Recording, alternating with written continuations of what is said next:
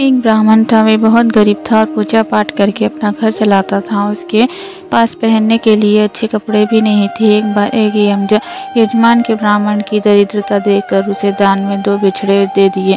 ब्राह्मण खुशी खुशी बछड़ों को अपने साथ ले आया। ब्राह्मण बछड़ों का बहुत ख्याल रखता था, उन्हें समय पर चारा पानी देता था। कुछ समय बाद दोनों बछड़े बड़े हो गए और देखने में शरीर से काफी हष्ट-पुष्ट थे।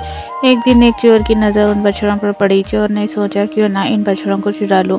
ये काफी हष्ट-पुष्ट है, इन्हें बेचकर मुझे बहुत सारा धन मिल जाएगा। चोर ने दूसरे ही दिन बछड़ों को चुराने की योजना बना ली। चोर रात में अपने गांव से चोरी करने के लिए निकल गया। जब वह रास्ते में था तभी उसे एक डरावना व्यक्ति मिला जो शरीर से बलशाली दिख रहा था। उसके बड़े बड़े दांत बाहर निकले हुए और बाल बड़े हुए थे। चोर उसे देख कर डर गया और चोर ने डरते हुए उसका परिचय जानना चाहा।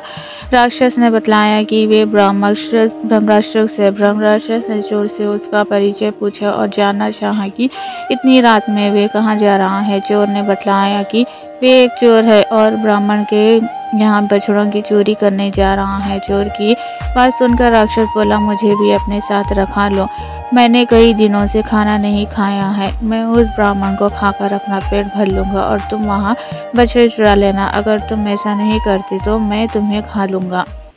डर के कारण चोर ब्रह्मराक्षस को अपने साथ ले गया। दोनों ब्राह्मण के घर के पास जाकर छुप गए।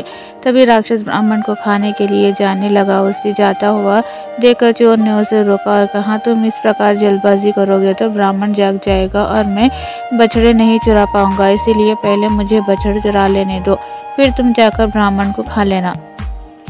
चोर की बात सुनकर राक्षस को गुस्सा आ गया। राक्षस बोला, तुम्हारे बछड़े चुराते समय अगर बछड़ों की आवाज़ से ब्राह्मण जग गया तो मैं उसे कैसे खा पाऊंगा। इसलिए पहले मुझे ब्राह्मण को खा लेने दो, फिर तुम बछड़े चुरा लेना। दोनों एक दूसरे की बात मनाने के लिए तैयार नहीं है। इस प्रकार दोनों में तू मैं और झगड़ा होने लगा। दोनों के झगड़े की आवाज़ सुनकर ब्राह्मण जाग गया और उसे सारा माजरा समझ आ गया। ब्राह्मण ने पास रखी एक लाठी उठाई और दोनों को मारने लगा। लाठी खाकर चोर और राक्षस दोनों वहां से भाग गए। शत्रु का शत्रु मित्र पंचतंत्र की इस कहानी से हमें शिक्षा मिलती है कि 2 शत्रुओं की लड़ाई से तीसरे का फायदा हो जाता है।